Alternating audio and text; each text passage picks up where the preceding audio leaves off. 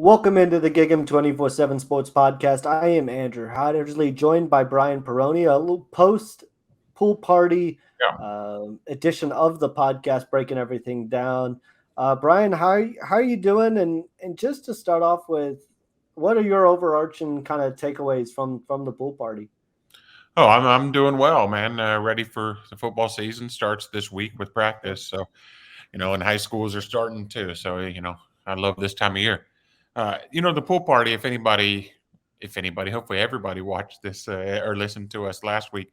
Yep. We had warned, that even if there weren't commitments to come directly out of it, that that wasn't meaning it wasn't a big deal. A&M has not picked up any public commitments yet, but I think things look really good with Terry Bussey still, as he's the one we talked about going in, 5-star athlete, and Xavier Atkins, who we didn't talk about then because he was LSU was expecting him there since he's committed to LSU, but he decided to skip that. Now no longer on the LSU commitment list. A bunch of crystal balls came in for A&M, so there's momentum there with those two, and just in general. I mean, if you look at the list, we've got a list on GigEm247. If you look at the list, there were probably more 5-stars and then national top 100 guys at A&M than any other school this week. I mean, there just were, and that's getting them on campus is half the battle there. So that's it's a really big deal. The guys they were able to get. Yeah, I kind of looked at it too, and I know fans, right? I can see it from fans' perspective. Fans kind of want to see results. They want to see commitments come in. There was a lot of Yeah. excitement around the weekend, and that excitement kind of builds into, okay, well, when's the commitment? When's the public announcement going to happen? The Xavier Atkins one was a big deal because it had A&M's been doing well there behind the scenes and recruiting him really hard, but it had still been a little bit since he had been back to campus, and the fact that he opted to skip the LSU pool party and come for basically 3 days over to Texas A&M, I think is a big deal. Obviously, Terry Bussey was on campus on that Friday as well. Mhm. Ryan Wingo came in on that Friday. Those are getting Ryan Wingo back on campus was a big deal, and he's talked about maybe coming back again in the fall if they can get something lined up. So I certainly take that as a positive. And then, you look at Ascendria Fua, who told Brandon Huffman that doesn't really have any interest in taking any more visits at this point and wants Yeah. to get a decision made by the start of his senior year. And to me, that's a real positive, being able to get him in town and potentially have a decision coming up in the next couple of weeks. And so that's kind of what I would point to for fans is if it happens in the next couple of weeks, you still look back on this weekend and say it was a major success as long as you are able to get those guys in the class, whether it's a week from now, 2 days from now, whenever it is. If you're able to get them in the class, this weekend was a success on that front. Oh, for sure. And then I mean, a guy like Nigel Smith, national Yep. top 100 defensive lineman. Yeah, he's down to basically four to A&M, Oklahoma, Texas, and Ohio State. I think he's got a Yeah. Texas official visit coming up, but Penn it really State's seems probably to in be. there too. Oh yeah, Penn State. Yeah, but it really seems to be that it's A&M and Oklahoma are the two main ones up there at the top. So Oklahoma has seemingly had a bit of a lead for a little bit, but A&M is sneaking up there and getting him on campus Yeah. was really big. And I mean, A&M fans and Oklahoma fans are definitely well aware of the Aggies just killing any kind of Oklahoma momentum. Recruiting defensive lines, they got David Hicks last year, and then Gabriel Brownlow-Dindy the year before. Or maybe year before. Year So before A&M that. is definitely used to swooping in and stealing defensive linemen that have been Sooner pledges. So yeah, getting him was big. And then we look at the 2025 class. I mean, Yep. when you talk about momentum, those guys aren't ready to commit yet. I mean, maybe one or two you thought had a chance of jumping on board, but really, it's early for those guys. I mean, this week on Tuesday was the first time they were even allowed to get phone calls or texts from college Mhm. coaches. So still really early for them, but A&M had some really impressive guys there. So getting some momentum there, and just keeping it going with those guys. Calling them this week, going to see them when they can get out on the road. Yeah, you look at a guy like James Simon, right? This is already his third trip back to campus, and told me, as if you listen to this on Tuesday, I've got a story up on the site over on GigEm247. He's planning to come back for the Alabama game, so that'll be basically 4 visits by Mhm. October. And so A&M's put themselves right there in the mix. It's obviously going to be a battle with LSU, the in-state Tigers, but if he's shown a lot of genuine interest in A&M, wants to Yeah. continue coming back. I was thinking too when we were talking about battles between Oklahoma and A&M. How about the other, pleasant surprise? I would say is Zena Omezelu Oh yeah. popping back down to campus on Saturday.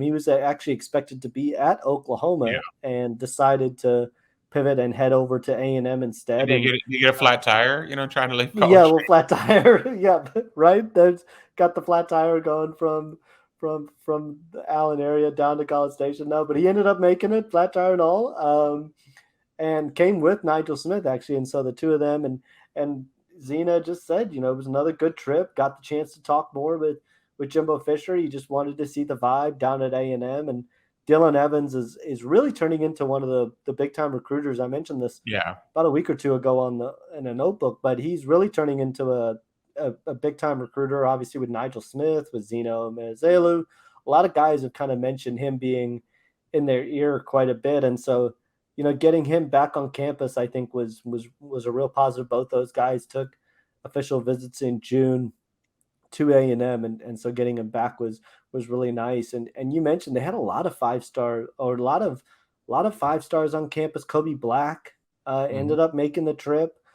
Ryan Wingo, obviously, as we mentioned, Terry Bussey, and then you look at that 2025 class, and a standout corner from Oklahoma, Tristan Haynes, was able to get back in town, and so there was a lot of young talent there as well. Now there was, the one I guess negative was there was a couple guys that weren't able to make it in, and that's going to be the case when you're pushing, and it was a battle to get guys in this weekend. Obviously, Colin Yeah. Simmons and Caden Durham are the two that A&M and LSU were kind of battling to get in town and traded some blows. A&M got Xavier Atkins in town, and LSU was able to keep Colin Simmons and Caden Durham on campus the Yeah. entire weekend. So that was probably the big negative from the weekend on that front. Oh no, for sure. I mean, that those guys were going to be long shots anyway. Hmm. I did think Caden Durham was probably Oklahoma bound. I think now he's probably LSU Yeah, bound. Either way, A&M's going to be playing him in college with both those are SEC schools now. yeah. Colin Simmons, probably Texas or LSU bound. So again, they'd be playing him. So yeah, but not ideal. Not to get either guys, but it was going to be really tough to land those guys. So that's a little disappointing. But there were more 5-stars in that 25 class. What was it? Hmm. Devin Sanchez from North Shore cornerback, Jonah Yep. Williams, athlete from Galveston Ball, Jabari Antoine, 5-star cornerback from New Iberia in Louisiana. So, I mean that's a lot of big guys. And like you said, I mean it was some guys went to both. Blake Ivy went to LSU, came to A&M. Getting him back is huge. Getting him Yeah, back after Jelani the Washington, LSU he visit. took both, and so there's a lot of battles with LSU, but A&M put their best foot forward. I still like where they stand with Blake Ivy after he visited both this weekend. Yep. Jelani Watkins, it'll be interesting to see if A&M pushes for him since they already have a slot with Ernest Campbell. But if they do, I think they could win that battle. Um, so yeah, I mean A&M's recruiting well against LSU. It's disappointing on the Duncanville guys, but it's not the end of the world there.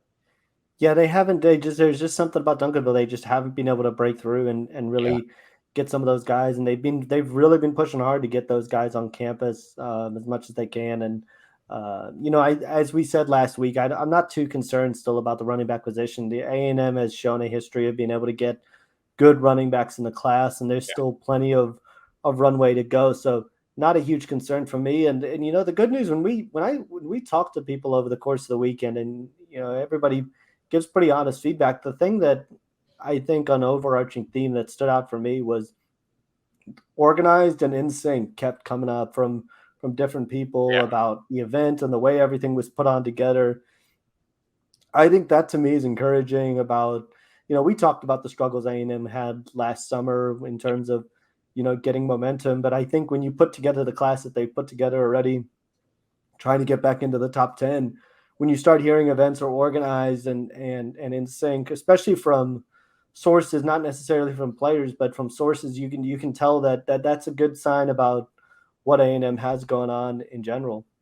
No, for sure, and I think that was an issue last year where, Hmm. just lack of communication or bad communication with certain things or with recruits. So, yeah, it is a big deal. I think, almost everybody, has come away just really impressed. I got a lot of time with the Yep. coaches. I got to do all these things. I got to see what I wanted. They did a good job. So yeah, somebody in there is, making sure everyone's on the ball. And yeah, that's good to see for sure. I mean, A&M did finish relatively strongly last year, but you're right. There was not Yeah. much momentum at this time, whereas this summer is a ton of momentum. I mean, it's completely different. It's looking like, at least momentum wise, it's like that 22 class again. We're seeing Yeah. that. And so that's got to be fun for fans because, for a while it was, man, what was it like 6 months without a commit or maybe with just Yeah, one I think it commit? was 6 months, one or two, and you were worrying about fighting to hold on to guys as the season was kind of going Yeah. sideways. Last fall was an interesting time. Last summer and fall was kind of an interesting time to be covering recruiting and the program. And big takeaway too from talking to people. No, Jimbo did not get in the pool. Jimbo Oh, kind of hung out on the sideline. That was one of the big questions. But from everything we talked to, good folks were having fun. Had a water balloon fight, had a water gun fight, and so was a lot of good stuff going on. And now they will turn their attention, as we mentioned, to fall camp, which will get underway this week. There'll be an open practice on Sunday for fans who want to attend. There's details about that over on the site. And enjoyed it. Football is back. Be sure to hit the like and share button on YouTube. We'll have a ton more content coming now with football ramping up. We'll be going to 2 times a week on the podcast with some recruiting, obviously more team intel. So be sure to stay locked into this YouTube channel. You are definitely going to want to be tuned in. And so with that, and have a great week, everybody, and we will see you guys soon.